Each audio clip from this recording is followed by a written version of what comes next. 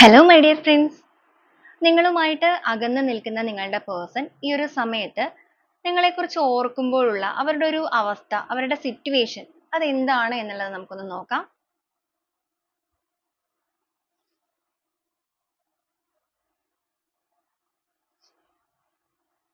Page of cups, 10 of wants, 4 of wants ആണ് വന്നിരിക്കുന്നത്.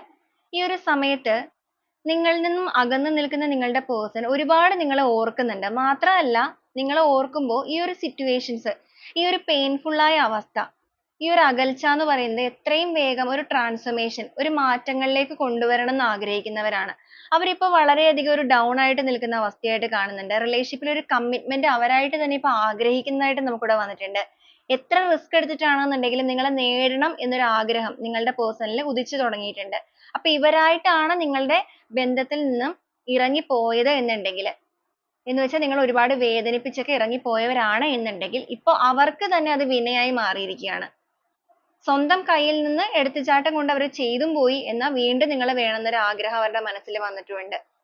ആ ഒരു പെയിൻഫുൾ ആയ എനർജിയിലാണ് ഇവർ നിൽക്കുന്നത്. ഒരുപാട് ദുഃഖം അല്ലെങ്കിൽ ഒരുപാട് വേദന സ്വയം ചുമന്ന് നടക്കുന്ന ഒരു അവസ്ഥയാണ്. കംപ്ലീറ്റ്ലി ഒരു ട്രാൻസ്ഫർമേഷനും അതോടൊപ്പം തന്നെ ഒരു കമ്മിറ്റ്മെന്റ് നടത്തി ഒരു റീകൺസിലേഷനും ഇവർ ആഗ്രഹിക്കുകയാണ്. അതിനു വേണ്ടി എന്തും ചെയ്യാനായിട്ട് തയ്യാറെടുക്കുന്ന ഒരു മനസ്സിൽ തന്നെയാണ് നിൽക്കുന്നത്. ഹൃദയം കൊണ്ട് നിങ്ങൾ ഒരുപാട് മിസ് ചെയ്യുന്ന അവസ്ഥയാണ്. ഇവിടെ നമുക്ക് വന്നിരിക്കുന്ന തന്നെ പേജ് ഓഫ് കപ്സ് ആണ്.